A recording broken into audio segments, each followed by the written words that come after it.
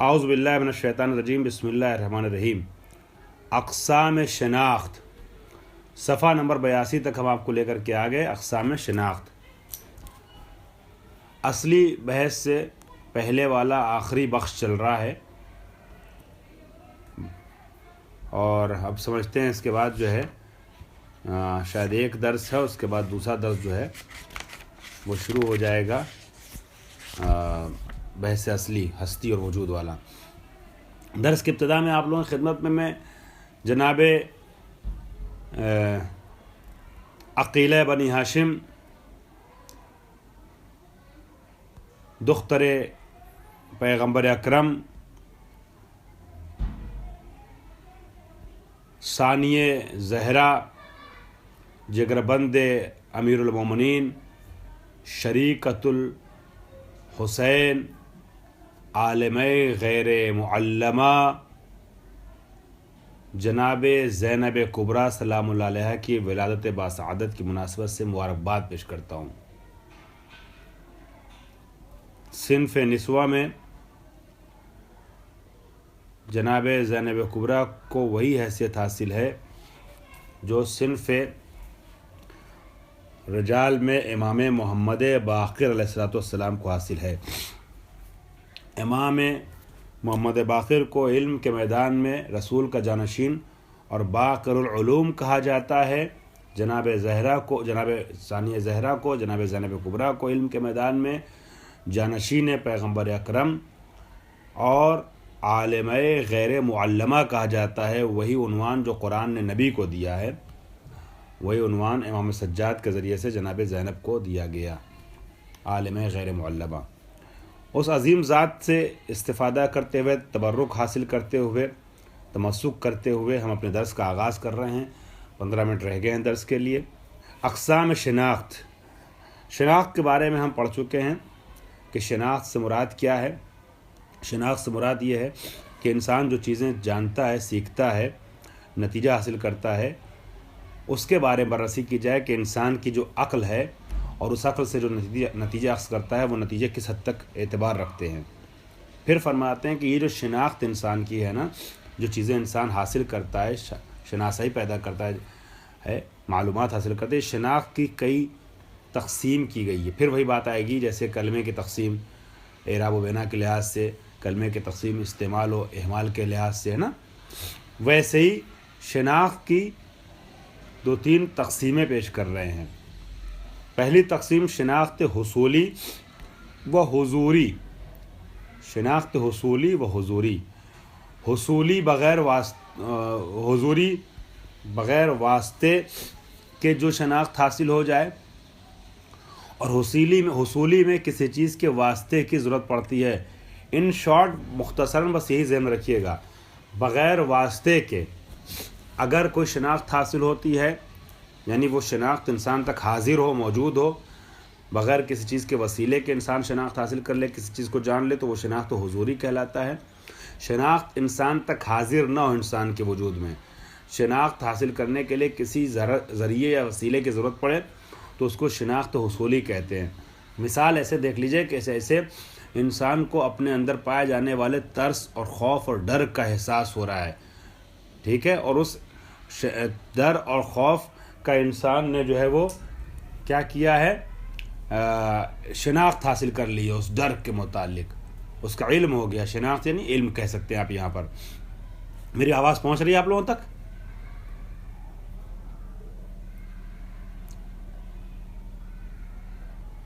ہاں، ابھی آ رہی ہے نا آواز؟ خوب۔ تو شناخت جو ہے انسان کو ایک بار ہوتی ہے اپنے ڈر کے متعلق، اپنے خوف کے متعلق، کسی چیز سے انسان خوفزدہ ہوا، ڈرا، تو اس شناخت، اس کے متعلق انسان کو پتہ بھی چل گیا کہ ڈر گیا۔ انسان کو خوشحالی اور خوشی کے متعلق انسان کو پتہ چل گیا کہ وہ خوش ہے، تو کیا اس کو اپنی خوشحالی کے متعلق کسی چیز کے وسیلے سے پتہ چلا، یا اس خوشحالی کو انسان نے حضوری طور پہ محسوس کیا؟ بتائیے گا جی، یعنی کسی وسیلے سے نہیں، صحیح فرمایا آپ نے، حضوری۔ ایک مرتبہ انسان جو ہے وہ مثال کے طور پہ جو ہے وہ سے یہ صورتی یا گلابی کلر کی معرفت حاصل کرتا ہے، اس کا علم حاصل کرتا ہے، یہ گلابی رنگ. تو گلابی رنگ یا مثال کے طور پہ یہ بلیک رنگ، انسان کو یہ بلیک رنگ کا علم ہوتا ہے، یہ کالا. تو گلابی یا کالے رنگ کا جو انسان کو علم ہو رہا ہے تو کیا بغیر واسطے کے ہو رہا ہے؟ نہیں، اس رنگ صورتی یا رنگ پنک یا رنگ گلابی جو ہے نا، وہ ایک موبائل پر، ایک چیز پر، ایک جسم پر چڑھا ہے، اس کے ذریعے سے حاصل ہوا ہے. تو آپ نے دونوں کے فرق کو محسوس کیا. ایک علم انسان کو بغیر کسی واسطے کے حاصل ہوا اور ایک چیز کا علم کسی کے واسطے سے حاصل ہوا. تو جب کسی کے واسطے سے حاصل ہو تو وہ حاصل کرتا ہے، اس کو علم حصولی کہتے ہیں. اور جب بغیر کسی وسیلے کے انسان کو سمجھ میں آ جائے تو وہ حاضر ہے انسان کے وجود میں، اس کو علم حضوری کہتے ہیں. یہی فرما رہے ہیں شناخت را با ملاقات مختلف میتوان تقسیم کرد. شناخت کو مختلف معیارات و بیسس اور ملاقات کی بنیاد پر تقسیم کر سکتے ہیں. ہم یہاں 3 تقسیم پیش کر رہے ہیں. پہلی تقسیم شناخت حصولی و حضوری. فرماتے ہیں کہ نخستین تقسیمی کے میتوان برائے علم و شناخت در نظر گرفت این است. پہلی تقسیم جو شناخت کے لیے اور علم کے لیے نظر میں رکھ سکتے ہیں وہ یہ ہے کہ علم یا بی واسطے است و یا با واسطے. علم یا بغیر واسطے کے حاصل ہوتا ہے انسان کو، یا واسطے کے ساتھ حاصل ہوتا ہے. توضیح ان کے علم یا بدون واسطے بے ذات معلوم تعلق می گرد و وجود واقعی و ہستی عینی معلوم برائے عالم منکشف می گردد. اس کی وضاحت یہ کہ علم یا بغیر واسطے کے، ٹھیک ہے، خود معلوم سے متعلق ہوتا ہے اور واقعی، وجود واقعی اور ہستی عینی انسان کے لیے، عالم کے لیے منکشف ہو جائے. ایک صورت. دوسری صورت یہ ویا وجود خارجی آن مورد شہود و آگاہی عالم قرار نمی گیرد. اس چیز کا وجود خارجی جو ہے وہ انسان کے لیے اور عالم کے لیے معلوم نہیں ہو پاتا، بلکہ شخص از راہ واسطئی کے نمائش دہندہ معلوم است. بلکہ انسان کسی واسطے کے ذریعے سے کہ جو اس معلوم کو نمائش دے رہا ہے، دکھا رہا ہے، پیش کر رہا ہے، اس کے ذریعے سے انسان کے ذہن میں اس چیز کے متعلق علم آتا ہے. تو یا تو خود شے کا وجود حضوراً انسان کے وجود میں، انسان کے کو حاصل ہو جاتا ہے اس کا علم، اور یا کسی وسیلے سے کوئی چیز ہے کہ جو اس کو منعکس کرے. تو پہلی والی صورت میں کہ جب انسان بغیر کسی چیز کے وسیلے کے کسی چیز کے متعلق علم حاصل کر لیتا ہے تو اس کو علم حضوری کہتے ہیں. قسم اول را علم حضوری و قسم دوم را علم حصولی می نامند.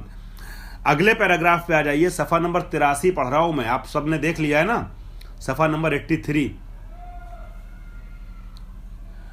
کیا معذرت، نیٹ ورک نہیں، کوئی بات نہیں، درس ریکارڈ ہو رہا ہے، اب تک بھیج دیا جائے گا، پریشان نہ ہوئیے آپ جتنا چھوٹ گیا ہے. لیکن بس جتنا چھوٹا اتنی ہی مددگار ثابت ہوگا یہ درس. باقی درس میں آپ شامل رہیے. خوب، ماشاءاللہ 22-23 لوگ ہیں. امید یہ ہے کہ مباحثے میں جو کچھ لوگ نہیں آ پائے ہیں ان تک آپ اپنی باتوں کو منتقل کر دیں گے درس کی. اب آ رہی ہے صفحہ نمبر 83 کا دوسرا پیراگراف. دیکھا آپ لوگوں نے آگاہی، جہاں سے لکھا آگاہی، ہاں، آگاہی ماز حالات روانی و احساسات و عواطف خود بان نیز علمی است بی واسطے و حضوری. جو میں نے مثال آپ کی خدمت میں عرض کی تھی ابھی کہ ہمارے احساسات، ہمارے روانی حالات، نفسانی حالات اور ہمارے عواطف یعنی ہماری خود سوچ، خود ہمارے درونی احساسات، یہ جو اس کا جو ہمیں علم حاصل ہوتا ہے یہ علم بغیر واسطے کے کہلاتا ہے. مثلا جب ڈر سے روبرو ہوتے ہیں، ہنگامی کے دوچار ترس میں شمیم ان حالت روانی را مستقیماً و بدون واسطے میں یابیم. تو ترس کی حالت کو ہم بغیر واسطے کے، بغیر وسیلے کے خود حاصل کر لیتے ہیں، درک کر لیتے ہیں. نہیں کہ کسی اور وسیلے سے مفہوم ترس جو ہے ذہن میں ابھر کے آتا ہے، ایسا نہیں ہے. ٹھیک ہے. اگلے صفحے پہ آ جائیے. صفحہ اسی کی ذرا سے توضیح پیش کی ہے انہوں نے، باقی صفحہ نمبر 84 کے آخر تک. صفحہ نمبر 84 پہ جو آخری پیراگراف ہے، پہلا پیراگراف ہے، بڑا سا پیراگراف ہے، اس میں آخر کی 2-3 لائن ہے. در علم حصولی مل گیا آپ لوگوں کو؟ صفحہ نمبر 84 کا 3 سطر پہلے. در علم حصولی چنان کے گفتیم تیسری سطر جو آخر سے ہے اس پیراگراف میں، وہاں سے چنان کے گفتیم سے اس سطر کا آغاز ہو رہا ہے. جیسا کہ ہم نے پہلے بتا دیا ہے کہ علم حصولی جو ہے شخص بے وسیلہ صورت یا مفہوم ذہنی یا شے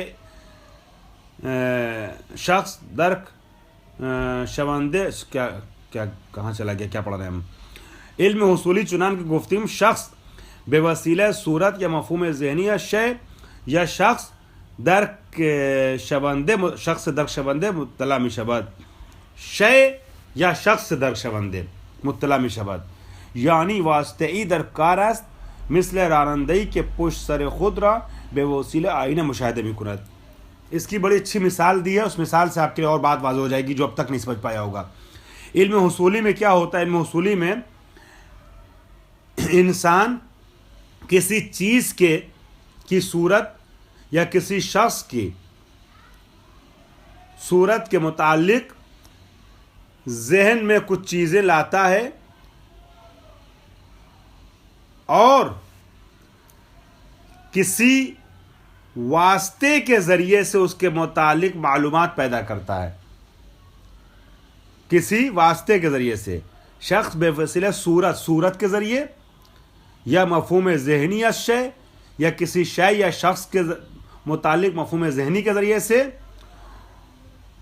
اس کے متعلق مطلع ہوتا ہے، یعنی بیچ میں واسطہ ہے. اس کو ایسے لے لیجئے مثال، جیسے گاڑی چلانے والا جو ڈرائیونگ کر رہا ہے، آپ نے دیکھا ہو گاڑیوں کے لیفٹ اور رائٹ میں دونوں طرف شیشے لگے ہوتے ہیں. اس شیشے پہ پیچھے آنے والا نظر آتا ہے تو اس شیشے کے ذریعے سے سمجھتا ہے کہ پیچھے کوئی آ رہا ہے، پیچھے سے گاڑی آ رہی ہے، پیچھے سے انسان کوئی سائیکل لے کے آ رہا ہے کہ کیا لے کے آ رہا ہے. تو گاڑی پہ اگر سلو اسپیڈ سے ہے تو آتے ہوئے اسکوٹر اور سائیکل کو دیکھ لیتا ہے، تیز اسپیڈ سے ہے تو گزرنے والی کار کو اپنے پاس سے دیکھ لیتا ہے.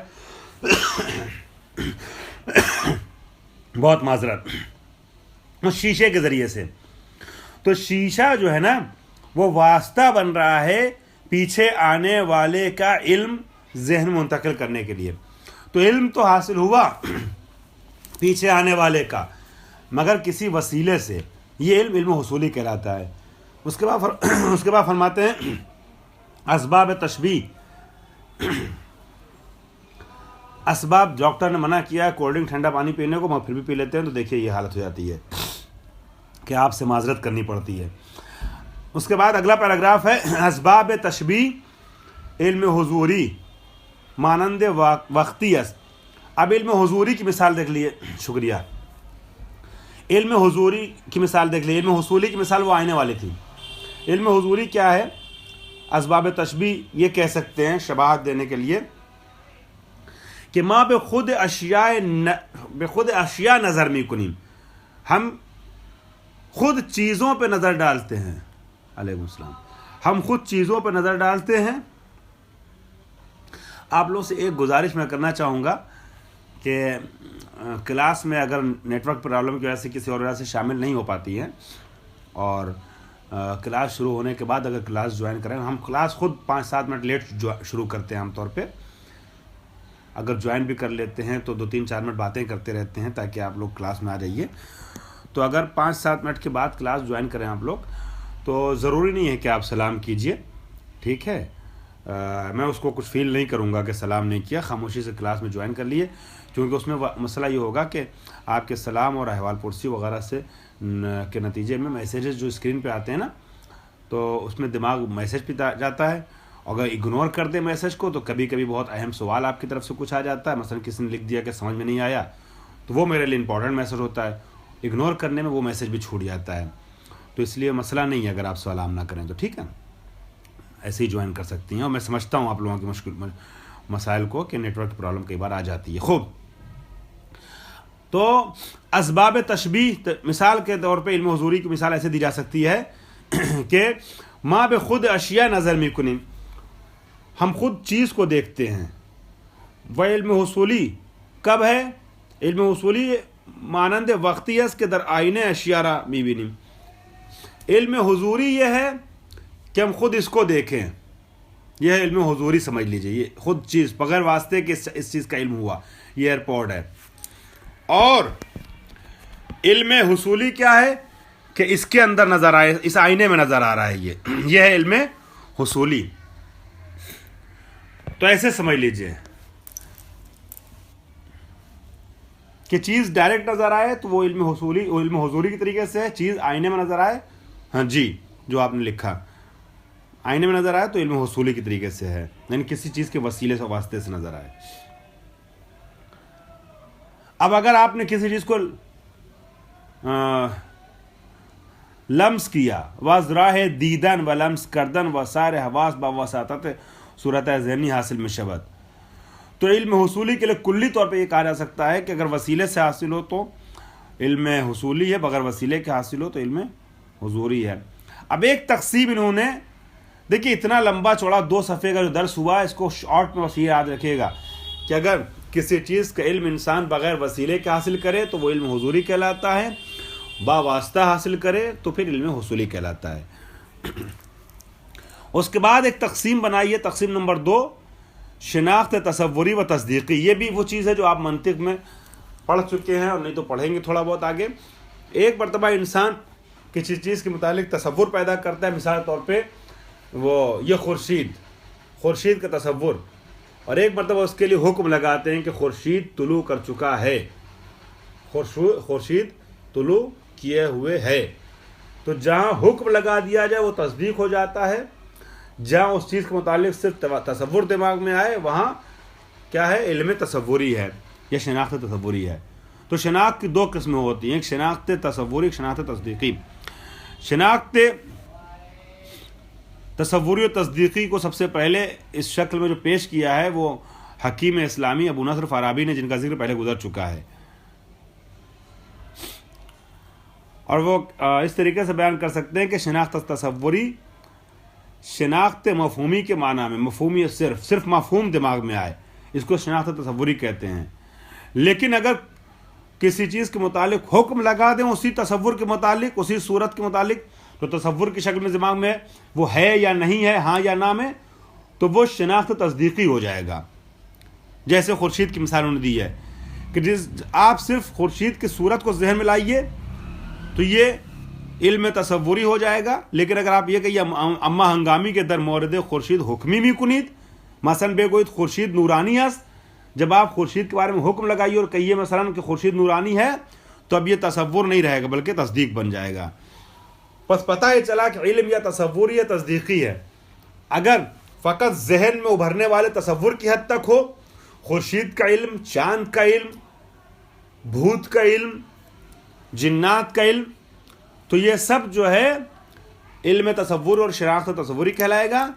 لیکن اگر آپ حکم لگا دیے کہ جنات عبادت کرتے ہیں، خورشید نورانی ہے، چاند ڈوب گیا ہے، یا چاند سورج کے غروب ہونے کے بعد نمودار ہوتا ہے، یا چاند سورج سے اپنی روشنی لیتا ہے، جب ہے یا نہیں ہے، یا بھوت کا وجود نہیں ہے، اس طرح کی بات کیجیے گا تو یہ شناخت یا علم کیا کہلائے گا؟ احسان، میرا جملہ مکمل ہونے سے پہلے آپ نے لکھا، تصدیقی کہلائے گا. اب آئیے شناخت کلی اور جزئی بھی پڑھ لیجئے. شناخت کلی اور جزئی کیا ہے؟ ایک مرتبہ آپ جز پر، مصداق پر، چھوٹے پر آپ حکم لگاتے ہیں، کسی ایک چیز کے بارے میں آپ کہتے ہیں. مثال کے طور پر شہر بہت سے ہوتے ہیں لیکن آپ نے تہران کا ذکر کیا، آپ نے دلی کا ذکر کیا. مسجدیں بہت سی ہیں مگر آپ نے مسجد باب العلم کا ذکر کیا، مسجد نبوی کا ذکر کیا اور اس کے بارے میں کچھ کہا. تو یہ جو علم ہے، یہ جو تصور ہے مسجد نبوی کا، باب العلم کا، یہ تصور جزئی کہلائے گا. اور صرف مسجد کا تصور اگر آپ نے کیا، صرف مثال کے طور پہ آپ نے جو ہے وہ شہر کا تصور کیا تو شہر تو بہت سے ہو سکتے ہیں، مسجدیں بہت سے ہو سکتی ہیں، تو یہ تصور کلی کہلائے گا۔ تصدیق بھی ہوتا ہے، مثلا آپ نے زید کا تصور کیا تو زید یہ جزئی مفہوم ہے، آپ نے انسان تصور کیا تو کلی، لیکن آپ نے کہا انسان ناطق ہے تو اب یہی جو ہے وہ تصدیقی کلی ہو جائے گا۔ آپ نے صرف انسان کا تصور کیا تو انسان جو ہے وہ تصوری کلی ہوا، یہ کلی تصوری ہوا، اور وہی اسی میں ہے اور نہیں ہے کا حکم لگا دیں تو وہی تصدیقی بن جائے گا۔ تو ابھی ہمیں تصدیقی اور تصوری سے کام نہیں، ابھی فی الحال جو کام ہے یہ کہ جب ایک فرد کو سمجھائے تو اس صورت میں وہ جزئی ہوگا، کسی خاص کو سمجھائے وہ مفہوم جزئی ہوگا، تصور جزئی ہوگا، یہ تصدیق جزئی ہوگی۔ لیکن اگر اس کے کئی مصادیق ہیں، ایسی چیزوں کو سمجھائے جس کے مصادیق بہت سے ہیں تو تصور کلی کہلائے گا۔ تصور جزئی کی مثال دیجیے آپ لوگ کوئی جلدی سے۔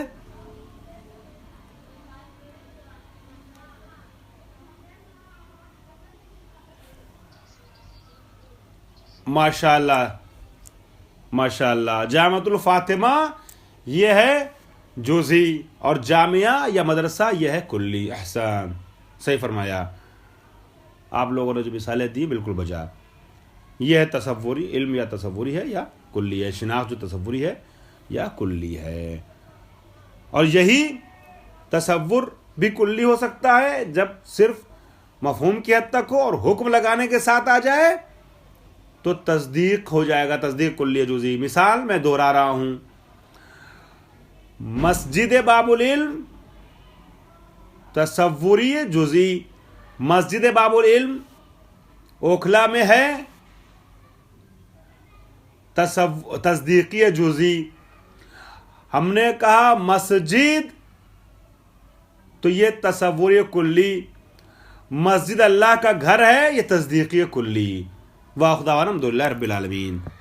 ہم سمجھتے ہیں کہ بات بہت پھیلی ہوئی تھی اور تھوڑا سا ان کی جو عبارتیں ہیں وہ ذرا سا گجلک کرنے والی تھی، مگر میں نے آسان لفظوں میں پیش کیا، امید کرتا ہوں سب کے سمجھ میں آ گیا ہوگا۔